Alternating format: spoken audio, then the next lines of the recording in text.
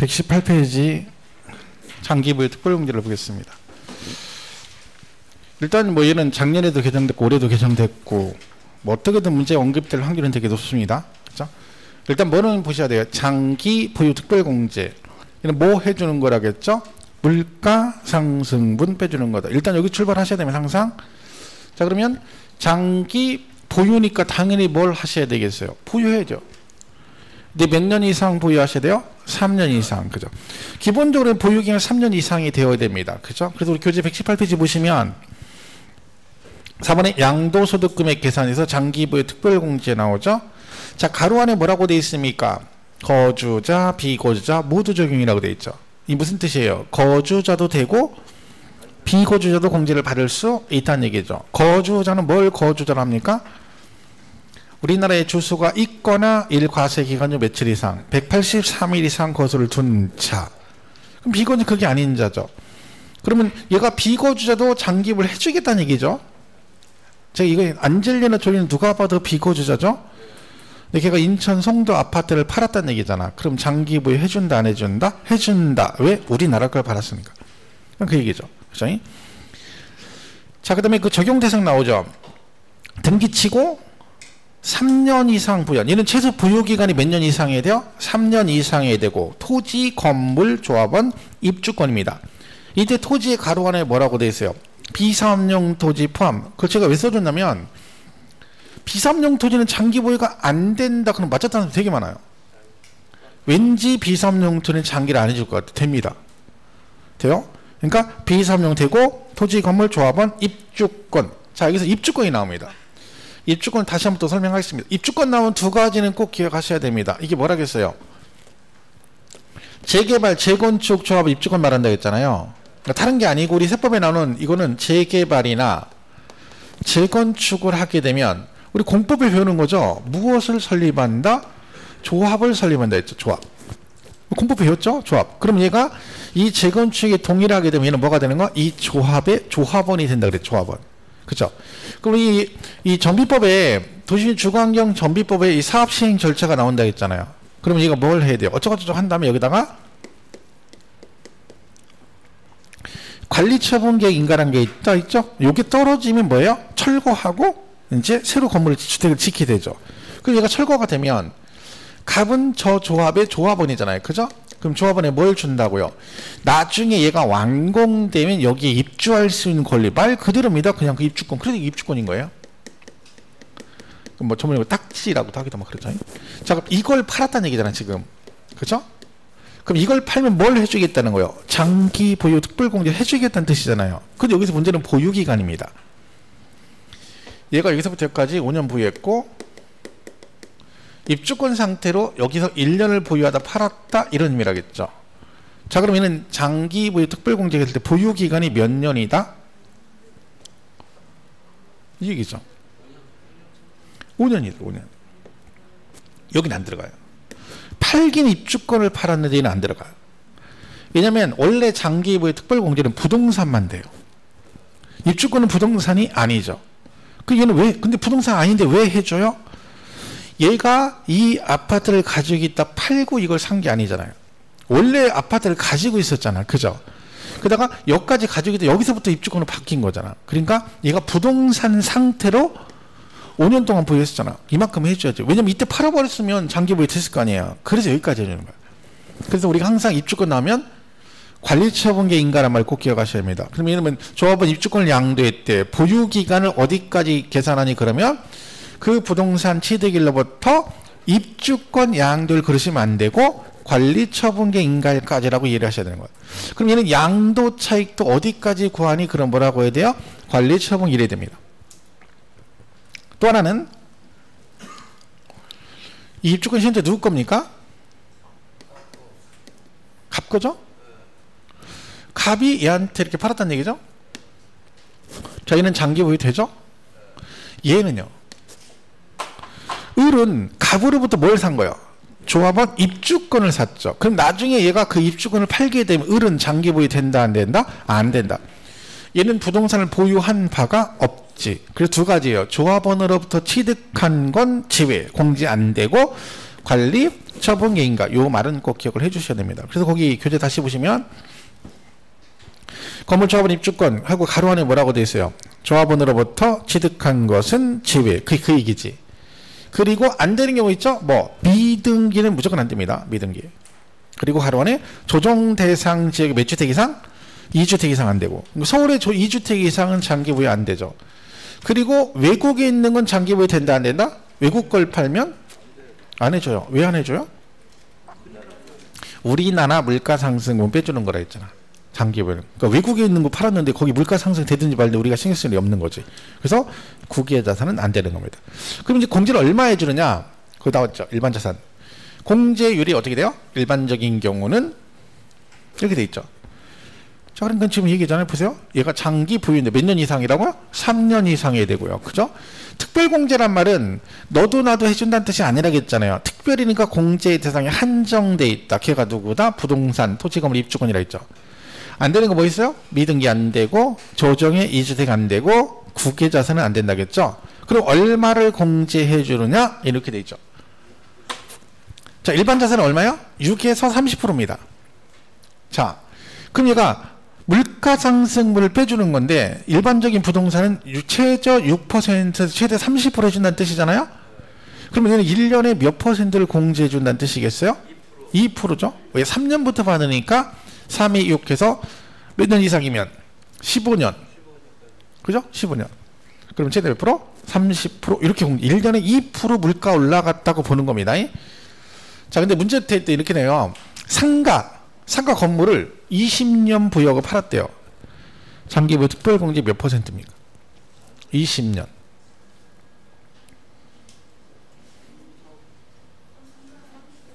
이게 엄청 생각할 문제는 아니거든요.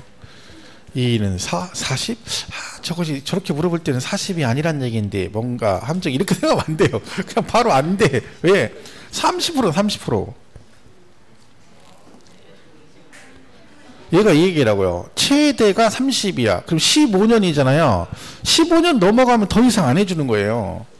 그 얘는 게 문제 제가 어디 문제 될 때 보니까 뭐 장기부여 일반 상가 건물의 경우 보유기간이 20년이면 40% 때 다 맞췄다는 거예요. 2는 4. 뭐 2는 4예요. 그렇게 해주면 얘는 남는 게 없잖아. 그럼 100년 보유하면 뭐 200%면 환불해줘야 되게? 돌려줘야 토해내야 되게? 아니잖아요. 그죠? 최대치가 30% 15년입니다. 이 말은 15년 넘어가면 더 이상 안 해준다는 뜻입니다. 그러니까 무조건 15년 이상이면 똑같이 30% 끝이라는 얘기죠. 자, 근데 이제 얘죠. 문제는 1주택 고가주택 얘는 이렇게 돼 있어요. 보유 10년에 거주도 10년 해야 돼요. 그래서 최대 얼마까지 받을 수 있어? 80%까지 받을 수가 있습니다. 자, 근데 이건 어떻게 돼 있냐면 교재 보시면 그 118페이지 나와 있고 오른쪽에 119페이지가 고가주택 그 공제율이거든요. 자, 얘는 잘 보세요. 이게 올해 개정된 거잖아요. 올해. 얘가 어떻으세요? 원래 어떻게 돼 있다? 원래 얘가 원래가 이렇게 돼 있던 거예요. 아이고. 원래는 이렇게 돼 있던 거예요. 공제율이 2년 고가주택을요. 내가 2년 이상 거기서 뭐 했으면 거주했으면 작년에는 2년 거주하면 작년에는요 2년 거주하면 1년에 8%씩 공제해줬다 했죠. 38은 24 이렇게 해줬어요. 쭉 넘어가서 몇 년 이상이면 10년 이상이면 최대 얼마 받았어요? 80% 받았어요. 이게 작년 얘기예요. 그럼 작년 같으면 여러분이 만약 고가주택을 팔게 되면 서울에서 1주택이다 그러면 거주 2년 했고 그죠? 그리고 보유를 10년만 하면 80%까지 공제를 받았다는 얘기죠. 근데 올해부터 어떻게 개정됐어요? 이게 요 8%를 두 개로 나눴죠. 보유와 뭘로? 거주로 나눴어요. 그러니까 보유기간 1년에 4%, 거주기간 따로 4%, 매년 4% 이렇게 나눠버렸어요. 두 개를. 그래서 얘 어떻게 나는 거야? 얘 그러면 3년 보유하면 3, 4, 12 이렇게 한다는 얘기잖아요. 그죠? 쭉 가서 10년 이상이면 몇 프로? 40%. 이런 식으로 개정을 한 거죠, 법을. 그러면 거주도 마찬가지로 쭉 오다가 10년 넘으면 얘도 몇 프로? 40%. 최대치가 40이라는 얘기죠. 그럼 이렇게 하면 이제 얼마야? 80이죠. 그럼 작년에는 거주 2년만 하고 보유 10년 하면 80% 받았는데 올해부터는 80% 받으려면 보유도 10년에 뭐 둬야 돼? 거주도 10년 해야지 80%인 거죠. 강화된 거잖아요. 그죠? 그래서 보유 기간과 거주 기간을 나눠서 계산합니다. 그런데 여기 보시면 이 거주는 자, 만약에요. 내가 그 집에서 거주를 해야 되는데 만약에 뭐 보유 10년에 고가주택인데요. 거주를 1년 했어요. 그럼 어떻게 될까요? 얘는 공제를 어떻게 받을까요? 몇 프로 공제 받을까요? 40%? 보유 10년에 거주 1년 했어. 고가주택인데.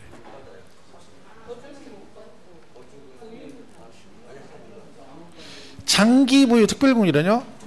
받을 수 있어요. 3년 넘으면. 무조건 3년 넘으면 되는 거야. 근데 얘가 보유 10년에 거주 2년 했잖아요. 자, 여기서 한번 물어볼게요. 여기 작년에 이렇게 돼 있어. 근데 여러분 1년에 8% 받죠. 근데 고가주택인데 보유 10년하고 거주를 1년 했어요. 1년. 그녀는 장기 보유 됐을까 안 됐을까요? 3년 이상은 된다니까. 무조건 3년 이상은 된다니까요. 근데 얘가 10년 보유했잖아. 장기 보유 되죠. 몇 프로? 1년에 몇 프로? 2%라는 2% 공제 받는 거야. 그러니까 2년 거주를 해야만이 몇 프로 해줘? 8% 공제 주는 거고, 내가 고가주택 2년 거주를 못 했으면 보유는 3년 넘으면 장기 보유 무조건 해주는 거예요. 대신 8% 공제 안 하고 일반 공제로 가니까 얼마? 2% 공제를 주는 거예요. 10년이면 20%는 받을 수 있는 거죠. 왜? 2년 거주 못 했으니까. 그러니까 얘가 8% 공제를 받는 전제 조건이 뭐야? 그러니까 원래 얘가요, 그전년도 재작년에는 무조건 고가주택은요 8%였어. 1년에 8%. 거주 안 해도 38은 24에서 최대 10년, 보유 10년은 80% 했어. 근데 정부에서 어떻게 본 거야, 애들이? 야, 이게 안 된다. 이 고가주택도 그냥 실거주자 해주겠다. 그래서 네가 뭘 추가시킨 거야? 거주 요건 충족을 시켜야 된다. 추가시킨 거예요.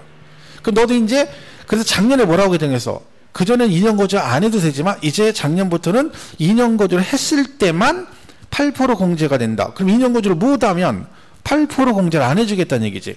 근데 보유는 13년 넘었잖아요. 그러니까 뭐는 해줘? 일반 공제 2%로 간다. 그런 얘기지. 이게 전제 조건이, 이게 전제 조건이에요.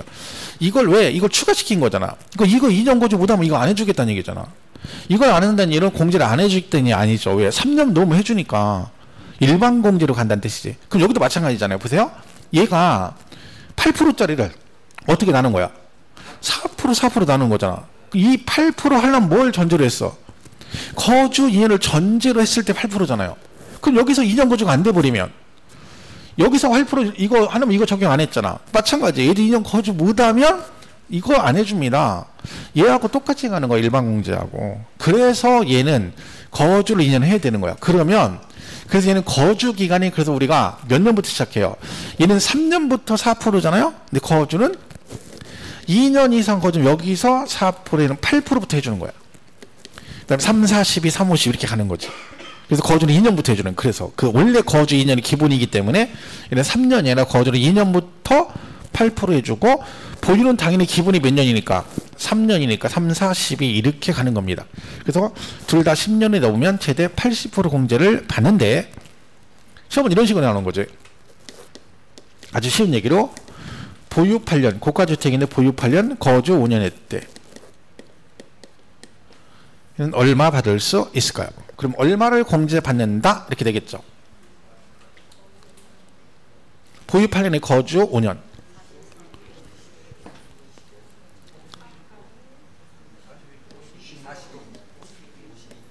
복잡하죠? 산수 참 안 되죠.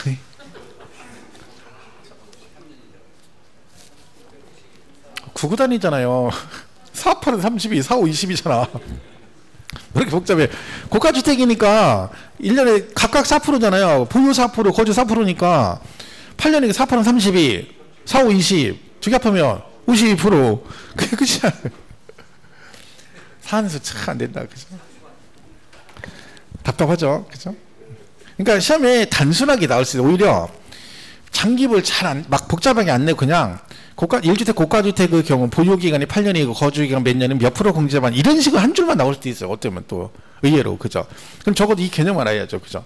보유 따로 거주 따로 각각 4% 이런 얘기입니다. 그래서 이게 작년에 개정됐다가 이거 추가시켰다가 또 이걸 다시 올해 바꿨고 또 지금 개정안이 통과되면 또 내후년부터 또 바뀌고 막 이렇게 되는 거예요. 골치 아파요. 바뀌는 건 다 어떻게 돼요? 세금을 다 공제를 덜 해주는 거죠. 뭐 세금을 덜 내게 해주는 건 없어요. 다 덜 내는 쪽으로 개정을 하는 거지 요즘 법은 다. 그렇죠? 그렇게 돼 있어요. 그래서 나중에 재작년 통과되면 내후년부터 팔면 이 공제 고가주택 공제 이렇게 안 해주죠. 여기서 뭐 보유는 그대로고 여기서 거주를 뭐 낮춰가지고 공제율이 그래서 뭐 고가주택 금액이 이제 커지면 실제로 50%밖에 안 해주고 5억 이하할 때는 80% 받지만 최대 뭐 20억 초과인가 뭐 그렇게 되면 뭐 그때는 50%밖에 안 해준다 뭐 30% 공제 안 해주고 그러면 세금 훨씬 더 많이 내게 되는 거 지금보다. 타법이 그렇습니다. 그래서 어쨌든 이 부분을 잘 정리를 해두셔야 됩니다. 그래서 거기 규제 119페이지 그 표에 보면 거주기간 표에 뭐라고 돼 있어요? 2년 이상 2년부터 나오잖아. 그죠? 근데 얘는 그 밑에 뭐라고 돼 있어? 보유기간이 3년 이상인 경우에 한정한다 그랬죠? 왜요? 자, 여러분 자 이거 보세요. 얘가 보유 2년에 거주를 3년 했어요. 고가주택인데 이건 얼마 공제받아요? 보유 2년에 거주 3년.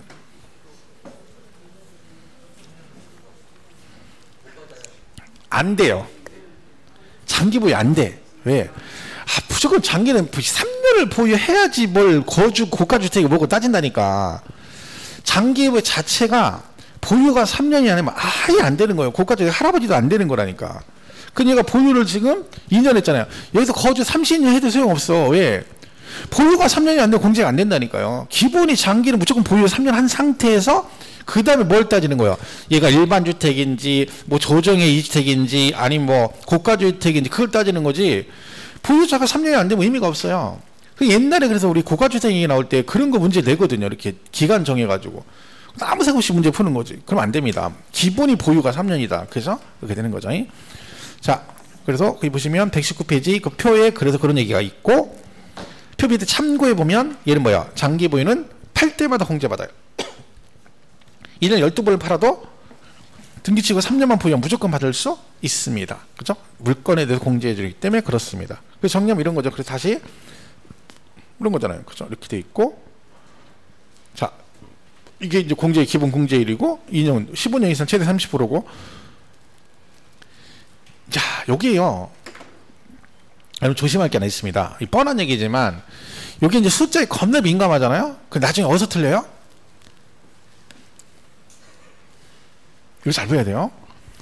차익 저걸 가액이라고 해요. 양도 가액의 몇 프로. 그러면 반 이상은 틀립니다.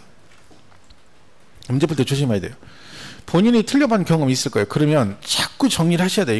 이거 나중에 여기도 조심해야 돼. 그 인식 안 하면 나중에 안 보여요. 그럼 막 숫자만 딱 보고 해서 죽으라고 아까 52% 딱 풀었는데 앞에 뭐라고 양도가액의 뭐 52%가 막 좋다고 4, 8은 30, 9구단 이번 집을 한 거지 제대로 4, 5, 20 했는데 아닌 거야. 왜? 양도가액이래. 그러면 안 돼요. 차익. 그죠? 원래 기본이 양도 차익에서 공제받는 거죠. 그죠? 이렇게 되는 거죠. 그거 조심하시고요. 그래서 지금 말한 대로 여기 고가주택 이렇게 보시면 됩니다. 그죠? 자, 근데 이제 기간이 얘는 중요하죠. 그러니까 왜? 3년 이상 보유해야 되니까 그 기간은 어떻게 계산하느냐? 뭐 취득일로부터 양도일이겠죠. 자, 요거 2월 가세는 뭐냐면 갑을병 얘기하는 거예요. 저 뒤에 이제 나오겠지만 우리 이거 있죠? 갑을병 이거. 얘가 증여해주고 몇 년 안에 팔았다? 5년 이내 팔았다. 5년 이내. 근데 얘네 둘의 관계가 배우자, 직계, 존비속이다. 그러니까 부부지간에 증여해주고 증여받은 부인이 5년 안에 타인에게 팔게 되면 팔기는 얘가 팔았지만 세금 계산 어떻게 한다? 얘 거를 2월에 대신 파는 걸로 본다. 그 말은 취득 시기도 얘가 취득한 날로부터 따지고 양도차익 계산 취득가액도 갑이 취득한 금액으로 계산하겠다. 그런 얘기다. 그러니까 의미가 없는 게 그냥 여러분 그렇게 생각하면 돼요. 여러분이 와이프나 남편한테 부동산을 증여해 줬어요. 그죠? 그 증여받은 부인이 만약에 남편이 줬다고요? 남편이 부인한테 증여했어. 증여받은 부인이 그거를 남한 타인한테 몇 년 안에 팔았어? 5년 안에 팔면 팔긴 지금 누가 파는 거예요? 부인이 팔았잖아. 부인이. 남편이 증여해주고 증여받은 부인이 팔았잖아. 양도세는 누가 내요? 누가 팔았어 지금? 아니 그 생각해보라니까. 여러분 그냥 여러분이 있는 남편이 와이프한테 증여를 했어. 증여받은 와이프가 그걸 팔았어. 양도세 누가 내야 돼? 와이프가 내야지. 의리. 그런데 5년 안에 팔면 팔기는 와이프가 팔았는데 세금은 남편이 샀을 때 있죠. 남편이 산 걸 와이프가 대신 팔은 걸로 세금을 계산한다는 거야. 그러면 내가 팔았는데 풀기는 와이프가 하는데 취득식이나 취득하액은 누가? 남편이 취득한 날, 남편이 취득한 금액으로 계산해버리겠다는 거야. 그러면 부인한테 증여해주고 부인이 5년 안에 팔아버리면 세제상 유리한 게 하나도 없는 거지. 왜? 증여해주고 5년 안에 팔으면 결국 남편이 파는 걸로 세금을 계산해보니까 의미가 없다는 거야. 그럼 5년 지나고 팔면 그러면 와이프가 파는 걸로 계산해주는 거지. 그게 그 얘기예요. 그러니까 그럼 결론은 얘가 2월 과세란 말은 이거 얘기거든. 증여받고 배우자가 5년 이내 팔았대. 그러면 어떻게 한다고요? 남편 걸 얘가 대신 2월에서 옮겨서 파는 걸로 보니까 취득 시기도 어디부터 따지고 이 갑이 취득한 날부터 가고 양도세 계산 취득가액도 갑이 이 얘기입니다. 이 갑을 뭐라 그래? 증여자 그러기도 하고 증여한 배우자, 얘는 증여받은 배우자 그러죠. 사실 이거는 뭐 뒤에 하긴 하겠지만 얘가 양도세 이렇게 나올 때가 있어요. 실제로. 그럼 여러분이 머릿속에 그냥 자세히 불러더라도 2월 과세라고 나오잖아요. 그럼 배우자 2월 과세 그럼 아 이거 얘기하는구나 그냥 감만 잡으면 돼요. 그럼 여기서 물어보는 거 하나밖에 없지.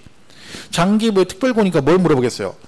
보유기간 계산할 때 취득 시기를 언제부터 가느냐 그걸 물어보는 거예요. 뻔한 거지. 그럼 뭐라고 하면 돼요? 여기 증여한 배우자 얘가 누구야? 갑이죠. 갑.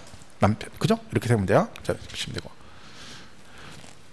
그러니까 이런 거 공부할 때 오히려 그런 것도 좋아요. 그냥 본인이 실제로 이런 상황이 됐다라고 생각해봐. 그러면 그게 좋은 거야. 아 그러면 내가 지금 당장 내가 팔면 세금이 많이 나오게 생겼어. 그러니까 어떻게?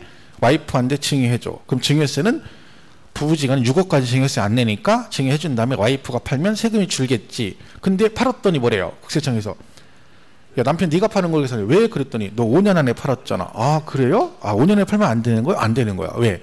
5년에 팔면 네가 파는 걸로. 그러니까 아 5년 지나고 팔아야 되겠구나. 뭐 그런 얘기거든요. 그죠? 그게 2월 과세거든. 그러니까 취득 시기도 증여한 배우자 그런 얘기고. 입주권 아까 뭐라고 했어요? 무조건 관리처분기일 그랬고요. 상속은 당연히 상속 기실이죠. 그죠? 그리고 동일 연도에 이를 여러 번 팔게 되면 뭔다? 자산별로 각각 공제받을 수 있다. 그죠? 이렇게 보시면 돼요. 자 밑에 119페이지 5번에 이제 뭐가 나와요? 기본공제가 나와요. 이런 기본공제는 이거 하나만 기억했어요. 다 돼. 하나 빼고 다 돼. 뭐 미등기. 그것만 기억하면 돼. 머리 복잡할 거 없어. 그냥 미등기. 그냥 미등기 빼고 다 돼. 기본공제는. 자 골프형권 기본공제 돼요 안 돼요? 돼요. 분양권 돼요. 보유 1년 했어. 돼요. 외국 걸 팔았어. 조정 대상지역 이주택을 팔았어. 비섬용도 팔았어. 다 돼요. 몽땅 돼. 아무것도 안 가리고 다 돼. 미등기만 안 돼. 그것만 기억하면 돼. 그러니까 막 외우지 말고 그냥 미등기만 안 돼. 미등기. 그럼 여기서 중요한 건 뭐겠어요? 아 도대체 얘는 왜 무조건 해주느냐 그 얘기지. 여기서 그래서 뭐가 중요한 거예요? 자 얘는 아무것도 안 따져. 기본 보유기간 안 따지고 아무것도 안 따져. 뭐가 많냐? 미등기만 안 돼. 왜 그러느냐? 공제 이게 중요하죠. 공제를 꼴랑 이거 해줘. 그치? 이러니까 그런 거야. 꼴랑 딱 봐도 250만 원밖에 안 돼. 그것도 앞에 뭐가 붙었어? 연이래요. 뭔 얘기야? 1년에 250이라. 1년에 200. 꼴랑 1년에 250. 그것도 더 골 때리는 건 뭐야? 앞에 뭐라고 돼 있어? 소득별로. 자산별도 아니고 소득별로. 그러니까 무조건 해주는 거지. 그 소득별이 이거죠. 이렇게 4개의 그룹으로 나눈 걸 우리가 소득별이라고 그래. 그럼 1번은 1번끼리 2번은 2번끼리 간다는 얘기죠. 자 그러면 얘는 무슨 뜻이게요? 토지 건물 부동산에 관한 권리 기타 자산 연 250이란 뜻이죠. 그죠? 그 밑에 토지 250 건물 250이란 뜻이 아니고 요거 4개 몽땅 합해서 그것도 1년에 250 꼴랑 그거 해주는. 그러니까 이걸 해주는 거지. 막 해주는 거지. 주식 따로 250 받을 수 있어요. 얘 따로 250 얘들 이렇게 하는 거지. 그게 소득별이야. 그러니까 이 말을 잘 기억하셔야 되죠. 이거 틀리기는 너무 간단합니다, 여러분. 뭐 복잡하게 될 거 없어요. 양도소득 기본공제는 자산별로 각각 연 250 이렇게 돼버리면 뭐 외운 사람들 한 90%는 틀립니다. 아무튼 오 그렇지 연 250 하고 좋다고. 앞에 자산별 그러면 안 되지. 뭐라고요? 소득별 공제. 아까 제가 결손금 통사할 때 말씀드렸잖아. 1번하고 2번만 잘 구분하시라고. 그러니까 얘는 얘끼리 통산하고 얘는 얘끼리 통산. 둘이만 섞이지 않으면 주식 아닌 애끼리 섞이면 무조건 통산된다라고 정리하시라 했잖아. 그죠? 파생하고 신탁하고 볼 것도 없어요. 얘네들은 뭐 언급도 안 하니까 이것만 잘 보시면 돼요. 이 말이 중요한 거지. 소득별 공제란 말이 중요하다. 자, 그럼 만약에 여러분이 공동명의야. 세 명이 공동명의를 가지고 있어. 기본공제 따로따로 받습니까? 묶어서 한 번밖에 받습니다. 각각 받아요. 왜요? 얘는 누구한테 해주는 거야? 사람한테. 인적공제. 그러니까 인적공제니까 사람이 3명인데 묶어서 250 해주면 안 되죠. 사람이 틀린데 각각 해줘야지. 그죠? 10명이 10명 다 각각 받을 수 있습니다. 그래서 인적공제다. 그런 뜻이죠. 근데 장기부여는 물건에 대해 해주는 거지. 그러니까 사람이 100명이 공동명의라 해서 장기부를 100명 할 때마다 해주면 안 되고 물건 하나니까 한 번 해주고 그리고 나서 나중에 뭐야? 양도소득금액 계산할 때 기본공제할 때 각각 나눠가지고 각각 연 250 해줍니다. 그래서 거기 119페이지 보시면 5번에 양도소득 기본공제 가로 안에 뭐라고 돼 있어요? 거주자, 비거주자, 되고. 그죠? 적용 대상 모든 양 아무것도 안 되는 자들 다 되고 뭐만 안 돼? 비등기만 안 돼. 그러니까 외국 것도 받을 수 있고 보유기간 안 따지고 공제액은 소득별로 각각 연 250에서 참고의 소득별 나와 있죠. 그 동그라미 4번에 뭐라고 돼 있어요? 공유자산은 뭐 한다고요? 공동소유자 각자 받을 수 있다. 그죠? 그런 뜻입니다. 뒷전 넘어가면 120페이지 장기와 기본공제 비교표가 있는데 그거 보고 참고로 보시면 돼요. 가끔가다 걔네 언급이 될 때가 있거든요. 보시면 되고. 그 다음에 거기 뒤에 120페이지에 6번에 양도소득금액 구분계산이라고 돼 있죠. 그게 뭔 얘기예요? 양도소득금액은 뭐 한다고요? 소득별로 구분하여 계산한다. 이 경우 소득금액을 계산할 때 발생하는 결손금은 다른 소득금액과 합산한다 안 한다? 안 한다. 뭔 말인지 이해가시죠? 지금 이거 얘기하죠? 양도소득금액은 소득별. 아까 소득별이 뭐라고 했어요? 1번 토건부기, 2번 주식 그 얘기하는 거야. 그 소득별로 구분하여 계산하고 이 경우 소득금액 계산할 때 발생하는 결손금은 세금 자체를 소득별로 따로따로 계산하니까 결손금 통산도 어떻게 돼요? 소득별로 해야죠. 그러니까 다른 호의 소득금액과 합산하지 않는다. 그러니까 아까 1번하고 2번하고 합산한다 안 한다. 그 얘기야. 토건복인 토건복이 주식은 주식끼리 간다. 그 얘기를 하는 거죠. 그랬고. 그 다음에 그 7번은 이거죠. 자산을 여러 차례 양도하는 경우. 이건 뭐 그죠? 공제인데 이거 작년에 이 공제하는 거 관련해서 계산 문제 나왔었잖아요. 작년에. 그죠? 그래가지고 뭐 문제를 뭐 이상을 내니까 문제가 잘못되는 거예요. 그래서 정답 없음 해가지고 모두 정답 처리 계산 문제. 그죠? 저는 솔직히 똑하는 거 그런 식의 강의를 해본 적이 없습니다. 들어본 적도 없고.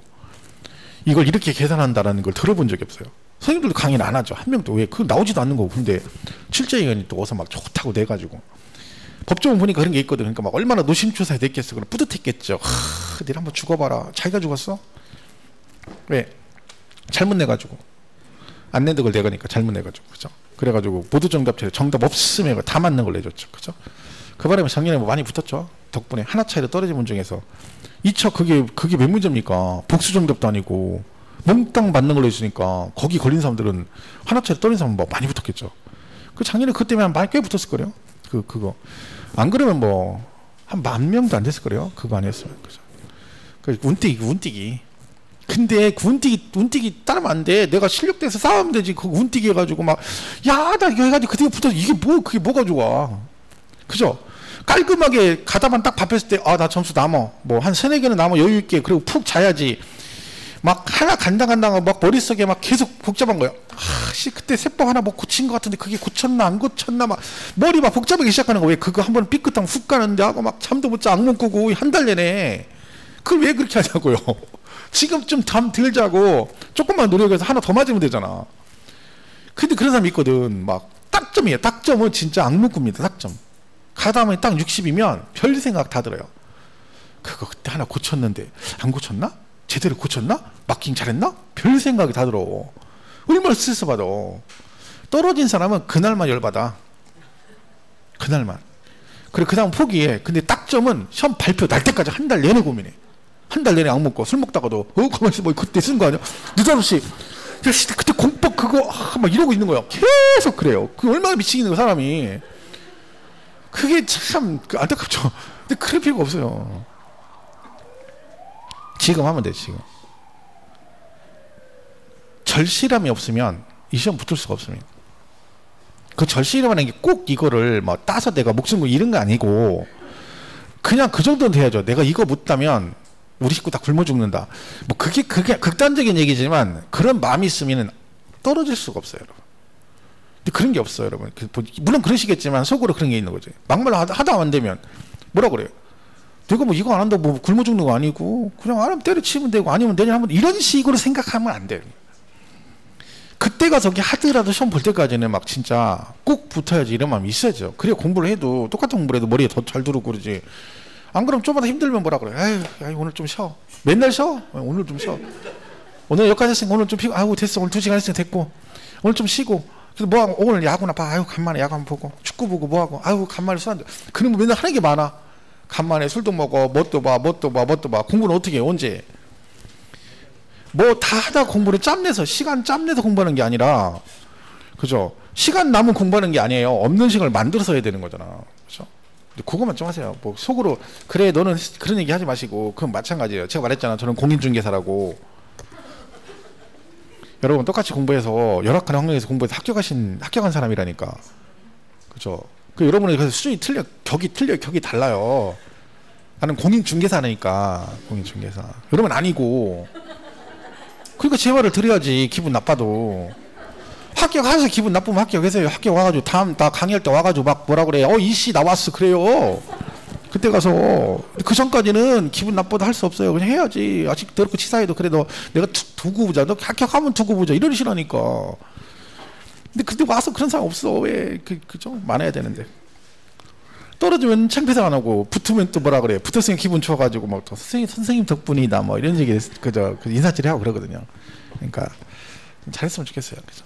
자, 보세요. 1번. 장기 보유는 법령에 정하는 1주택 해당하는 자산의 10년 이상 보유 시 양도차익 100분의 80 맞죠? 왜 여기 10년 이상 거주 보유 10년 했으니까 최대 얼마? 80% 그죠? 장기 보유는 비삼용 토지는 적용되지 않는다. OX? 된다겠죠? 다 된다니까요. 그죠? 자기 보세요. 장기보유 특별공제는 법원의 결정에 의해서 양도 당시 취득에 관한 등기가 불가능한 부동산은 적용되지 않는다. 자, 이게 기출문제인데 잘 보세요. 자, 법원 결정에 따라 양도 당시 취득에 관한 등기가 불가능한 부동산 뭐라는 겨? 네, 미등기라는 얘기지. 자, 미등기로 장기보유? 안 된다겠죠? 자, 그런데 얘는 적용되지 않는다. 그럼 맞는 질문이죠? X예요. 왜? 법원 결정에 우리 미등기에 그런 거 있어요. 미등기 제외 자산이라는 게 있어. 그러니까 미등기 양도를 했는데 이런 경우는 뭐다? 미등기여도 등기 친 거고 똑같이 봐주겠다. 그런 규정이 있거든. 그 중에 하나가 대표 주제가 이거예요. 법원의 결정이나 법률 규정에 따라 등기가 불가능한 자산은 뭐다? 미등기이지만 이건 내 의지가 아니기 때문에 뭐 한다고요? 등기 친 거고 똑같이 봐준다. 그게 무슨 얘기야? 미등기지만 비과세, 감면, 장기, 기본공제 다 받을 수 있다는 뜻입니다. 이게 미등기 자체는 29회 단독으로 한번 나왔거든요. 그게 당분간은 단독으로 나올 일이 없어요. 자주 나오진 않으니까. 근데 그 중에 지문 하나가 툭 나올 때가 있거든요. 제일 많이 나온 게 이거예요. 법원 결정이나 법률 규정에 따라 등기가 불가능한 미등기지만 그럼 결국 뭐요? 장기 보유 받을 수 있다는 얘기죠. 근데 적용되지 아니한다. X 해가지고 얘가 기출로 정답으로 나왔던 질문입니다. 그죠? 이거 잘 보시고요. 장기 보유는 등기된 토지 건물로서 그 자산의 보유기간이 몇 년? 3년 이상인 경우 조합원, 입주권, 가로원에 뭐라고 돼 있어요? 조합원으로부터 취득한 것은 지배. 아까 승계 취득은 안 된다겠죠? 맞는 얘기고요. 장기 보유는 해당 자산의 양도 차익의 보유기간을. 이거 중요한 건 이겁니다. 양도 차익의 기간별 공제율을 곱한다. 이건데 뭐라고 그렇죠? 양도 가액의 보유기간별 그러면 땡 틀리는 거죠. 맞는 얘기죠. 자, 100분의 70의 세율이 적용되는 미등기 자산 및 조정 대상 지역의 이주택은 장기부의 특별공제 적용하지 않는다. 맞죠? 미등기 안 되고 조정의 이 주택은 받을 수 없다. 그죠? 그런 얘기죠. 7번 거주자가 국외주택을 양도한 경우 양도일까지 계속 5년간 국내에 주둔 경우 양도소득 시 장기부의 특별공제가 적용된다. OX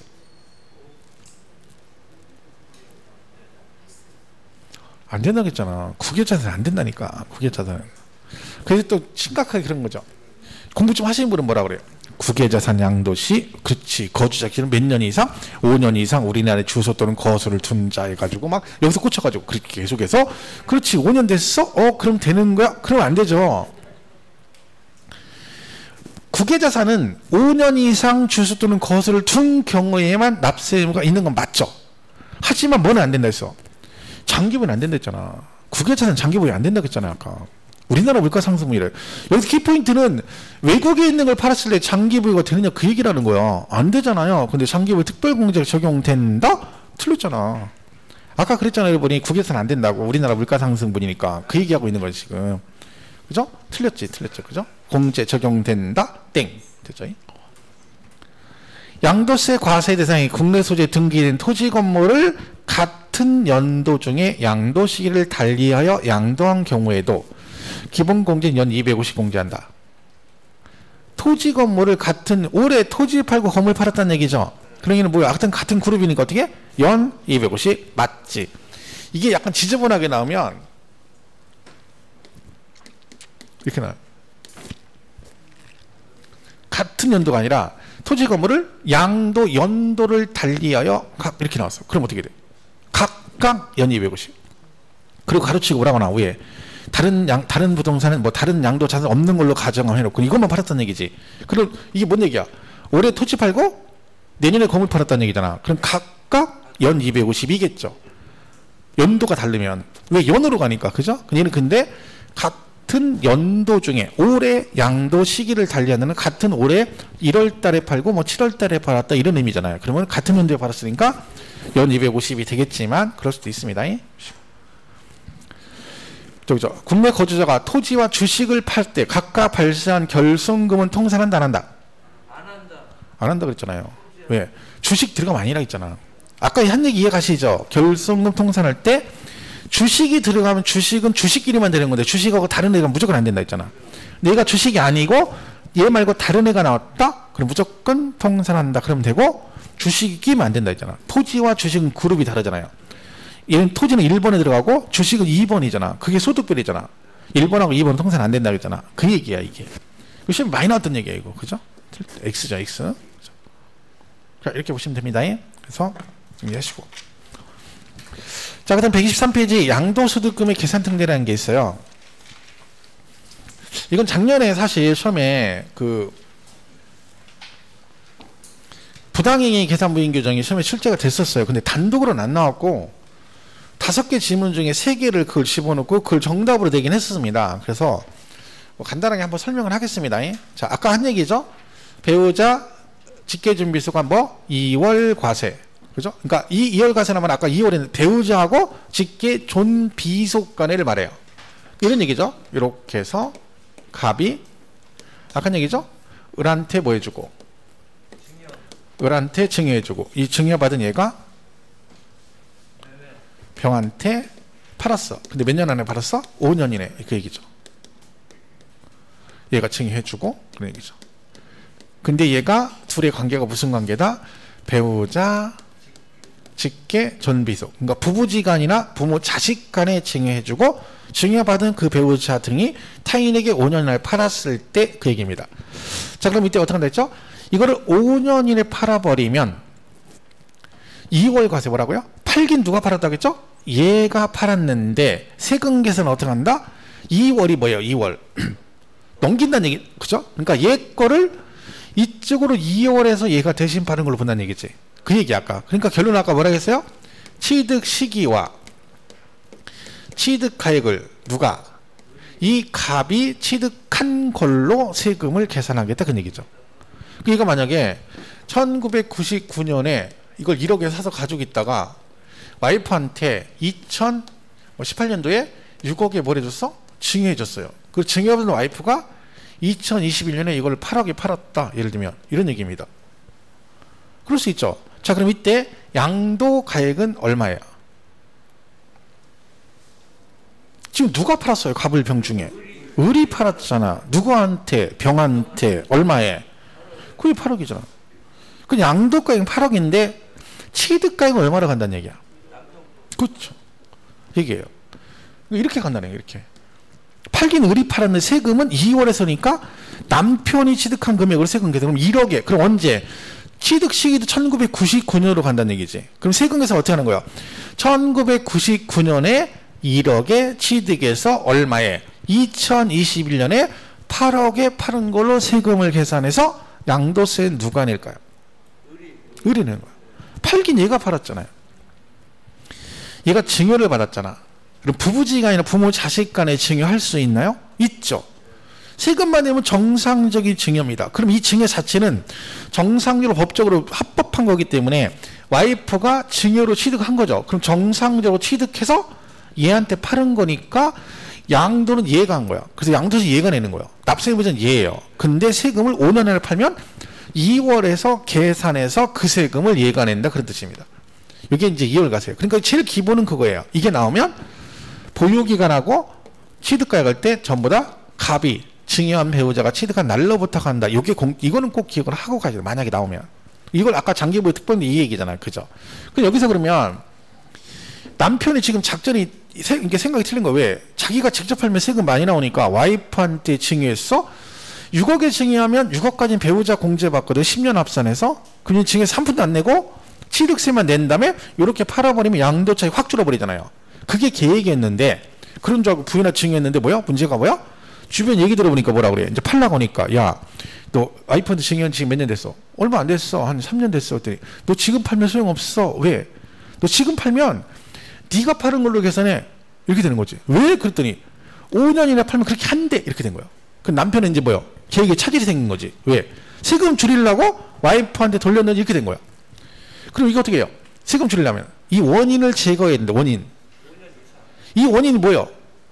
여기서 왜 남편이 파는 걸로 계산하는 거예요? 나하고 이 을하고 무슨 관계라 그런 거예요? 배우자라 그런 거예요. 그게 원인이잖아.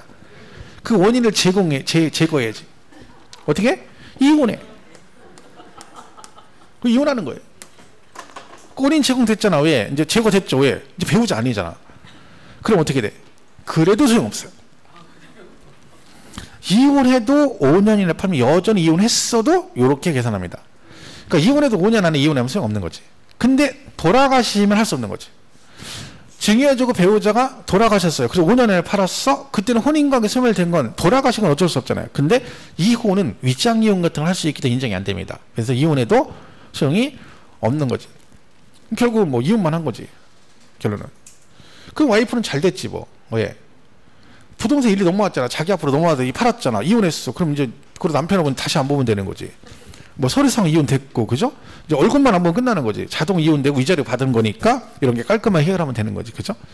남편이 작전일 수도 있어요, 그죠? 이거 어차피 줄 거니까 이번에 주고 요 핑계대 이혼하고 서로 이제 쌩까는 거지, 그죠? 그럼 서로 깔끔하게 이혼하는 거지. 복잡하게 안 하고 서로 좋아, 서로 좋아해. 와이프도 좋아하고 남편도 좋아해, 그죠? 겉으로 뭐라 그래? 뭐 하는 짓이야 막 서로 싸워. 속으로는 되게 좋아해, 그죠? 잘 됐다. 아이고, 자 나도 자유다. 서로 막 그러는 거지. 그죠? 자, 그래서 요거 이렇게 보시면 돼요. 자, 그럼 여기서 이제 중요한 게 뭐냐면 이걸 내는 거죠. 좀 가면. 그럼 양도세를 누가 내느냐 그 얘기죠. 배우자 직계존비세 때 세금은 저렇게 계산하지만 양도는 누가 한 거라겠어요? 을. 그러니까 양도세 납세 누가 되는 거야? 을이 되는 거야. 그리고 여기까지 나오는 거죠. 사실은 문제가 좀 복잡하게 나오면 여기까지. 을이 증여를 받았으니까 을이 증여세를 냈겠죠. 그죠? 그럼 이때 얘가 된 증여세는 어떻게 되느냐? 아니 증여세 내고 정상적으로 취득했으니까 네가 파는 걸로 한다 해놓고 정작 세금 계산은 이렇게 해버리면 의미가 없잖아요. 그 을이 뭐라고 그래? 그러면 차라리 그럴 거면 증여 안 한 걸로 보니까 증여세 내놔. 받은 돈은 안 줘요. 자꾸 달라고 하니까 어떡한다 했어? 알았어. 그럼 어떻게 해줄게? 경비를 빼줄게. 그냥 필요 경비로 산입해요. 그러니까 얘가 낸 증여세를 이렇게 세금 계산할 때 경비로 빼주겠다는 얘기죠. 옛날에 진짜 어렵게 뭐가 나왔냐면 배우자 2월 과세의 경우 수증자가 납부한 증여세는 뭐한다? 필요 경비에 포함된다. 맞는 얘기인데 그거를 갑자기 필요경파한테 툭 내버리면 어떤 사람이 그걸 읽으면서 아 얘가 이거 얘기하는구나 이런 사람이 누가 있겠어요? 생판 처음 보는 얘기지.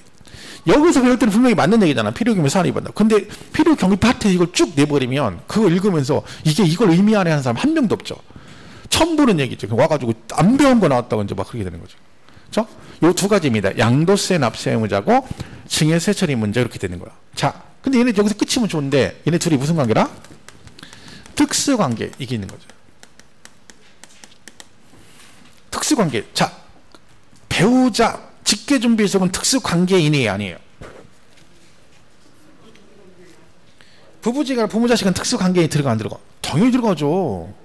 아 진짜 거기가 특수관계인 누가 특수관계인이야? 근데 그 중에서도 진짜 특수한 관계죠. 그죠? 일반적인 게 아니라 그죠? 배우자하고 왜? 부부지간하고 부모자식과 진짜 특별한 관계지. 그래서 우리가 그 두 글자로 뭐라고 한다 했어? 왼수라고 한다 했잖아. 왼수. 이 왼수들은 요 안에 들어가는데 진짜 특별한 관계니까 따로 띄어서 적용하는 거야. 그럼 이 특수관계인도 여기에 들어가, 얘도 들어가지만 이 특수관계는 누굴 말하는 거야? 얘네 빼고 나머지 대표적인 게 뭐겠어요? 형제지간이라든가 핏줄 섞인 사람들, 그 다음에 사장하고 종업원 이런 사람들에게 하는 겁니다. 자, 똑같이 증여받고 해서 5년 이내 팔았어 그런 얘기죠. 자, 그럼 여기서 차이점이 뭐냐면 이 특수관계인이 증여받고 5년 이내 팔았어. 이거라 했잖아요, 여러분. 사장이 이거를 직접 팔면 세금이 많이 나오니까 자기 직원, 부하 직원한테 뭐 했어? 내가 자네 앞으로 증여했다가 이렇게 좀 팔지라고 얘기를 하는 거죠. 그런 얘기야. 그럼 사장은 처음부터 세금 띄어먹으려고 작정을 하고 직원한테 증여했다가 돌려서 파는 거죠.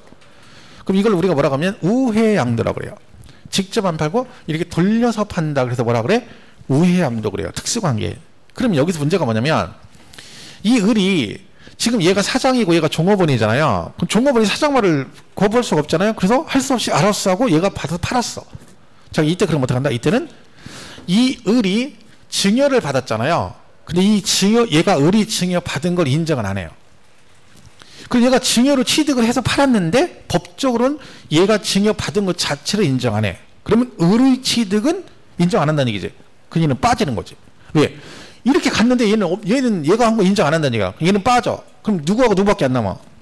갑하고 병밖에 안 남아. 그럼 누가 파는 걸로 봐? 그렇지. 아까 배우자는 증여 자체는 인정해. 그러니까 취득을 얘가 한 거 맞아. 그러니까 얘가 파는 걸로 보는데 얘는요, 특수관계에는 처음부터 세금을 포탈할 의도를 가지고 했다라고 인정해가지고 얘가 증여받은 것 자체를 인정 안 해버려요. 그럼 얘가 빠져버리니까 결국 누가? 얘가 얘한테 뭐 한 걸로 봐? 직접 파는 걸로 봅니다. 직접 파는 걸로 봐요. 직접 파는 걸로 본다는 얘기는 양도세를 누가 내야 된다는 거야? 갑이 내야지. 을은 지금 을이 증여받은 거 인정 안 한다 했잖아. 법적으로 아예 없는 걸로 친다 했잖아. 그러니까 갑이 직접 하는 걸로 봐. 그럼 양도세 납세 의무자는 누가 되는 거예요? 갑이 되는 거예요. 이 차이가 이거죠. 근데 이 을 있죠, 을. 을은 처음부터 사장이 이걸 포탈할 목적을 가지고 있었는지 알았어, 몰랐어? 알고 있었죠. 알고 있었. 얘를 그럼 뭐라고 한다 해서 우리가 전문용어로 공범. 이는 공범이에요. 사장하고 공범이지. 공범은 같이 책임을 져야 돼, 안 져야 돼? 책임을 져야지. 그래서 을은 뭐가 있어? 연대 납세 의무가 있습니다. 그래서 이걸 잘 내는 거지. 특수관계인은 연대 납세 의무가 있고 배우자 등은 양도세 연대 납세 의무가 없습니다. 그죠? 그래서 공범이니까. 그리고 이때 을이 된 증여세 이 증여 자체를 인정한다 했어, 안 한다 했어? 안 한다 했잖아. 그러면 근데 증여세 냈잖아요. 세금을 냈는데 증여 자체를 법적으로 인정 안 한다 했으니까 저 증여세는 돌려줘야 돼, 안 돌려줘야 돼? 돌려줘야지. 왜? 냈는데 네가 증여 자체를 인정 안 한다며. 그럼 난 돌려줘야지. 환급해줘. 요 차이가 있는 거죠. 그래서 요걸 가지고 이제 시험이 되는 거죠. 제일 많이 나온 거 이거예요. 연대납세 의무가 누구한테 있느냐 없느냐 이걸 많이 냈었죠. 그죠? 여기서 끝이면 좋은데 얘는 뭐라 그랬어요? 이 특수관계에는 부당행위 계산 부인 여기에 해당됐을 때만. 이게 무슨 뜻이에요? 특수관계인이 증여받고 5년 이내 팔면 무조건 갑이 병한테 파는 걸로 보는 게 아니라 얘가 세금을 부당하게 감소시키니까 처음부터 세금을 띄어먹으려고 작정했을 때만 갑이 병한테 파는 걸로 보고 그렇지 않으면 그냥 을이 병한테 파는 걸로 보겠다는 얘기죠. 그러면 이때 그럼 어떤 경우에 부당행위를 보느냐? 조건이 있겠죠. 그 조건이 뭐다? 자, 갑이 얘한테 직접 파는 걸로 본다겠죠. 근데 보세요. 을이 지금 증여받고 이렇게 팔았잖아요. 그리고 을이 증여받으면서 증여세를 냈을 거 아니야. 예를 들면 요때 1,000만 원 냈어. 그리고 을이 다시 병한테 양도하면서 양도세도 낼 수 있죠. 양도세 뭐 2,000을 냈어. 그리고 을은요 증여받고 5년이라 토탈 세금 얼마 낸 거야? 3,000을 냈었죠. 근데 5년 안에 팔았잖아. 그럼 어떻게 해? 직접 양도한 걸로 본다고 했잖아요. 그럼 이걸 계산해봐. 직접 팔았더니 얘가 2,000이야. 그럼 뭔 얘기예요? 직접 팔면 2,000인데 돌려서 세금 얼마 냈어? 3,000. 얘는 세금을 부당하게 감소시킨 거예요? 더 낸 거예요? 더 냈지. 근데 국가에서 네가 이렇게 하라고 했어 안 했어? 지들이 한 거잖아. 그리고 자발적으로 더 낸 거잖아. 이때는 어떻게 해? 직접 하는 걸 봐 안 봐? 안 봐요? 냅둬요? 냅둬? 알았어 끝이야. 왜? 세금 더 냈잖아. 근데 얘가 4,000이야. 근데 얘는 뭐 한 거야?